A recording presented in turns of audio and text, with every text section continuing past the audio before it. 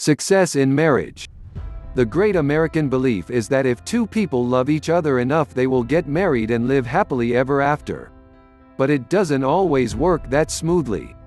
Many marriages end in divorce, separation, or annulment rather than with the bliss the couple anticipated. Our country has too high a divorce rate to give young people any basis for believing that they will get by, doing what comes naturally. Building a marriage that lasts and brings happiness through the years is an achievement that does not come by accident. Intensive studies have been made to find out just who makes a successful marriage. Some of the findings of research and clinical studies are summarized briefly below. It takes good people enduring. Happy marriages are made by persons who have learned how to live a good life. They are conventional, trustworthy people who inspire confidence. They are usually active in religious life.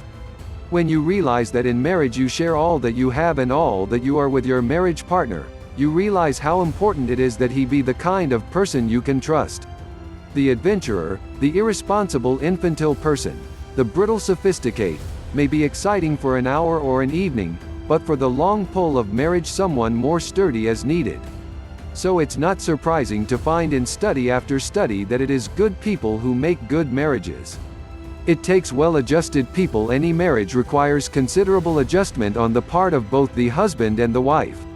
The person who has learned how to adjust to others in a variety of situations before marriage therefore makes a better marriage partner, and finds greater happiness in marriage than does the person who cannot get along with others. One study finds that those who have belonged to organizations and have had friends of both sexes before marriage make better marriages than do those who have had little social experience.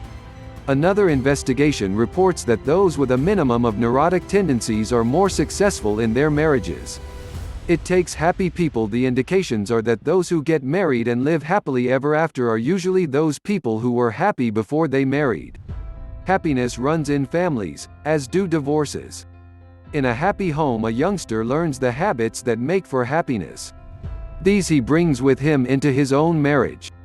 This doesn't mean that the child of an unhappy home is doomed to unhappiness. But it does imply that the unhappiness of his childhood home may be a handicap that he will have to overcome, like any other.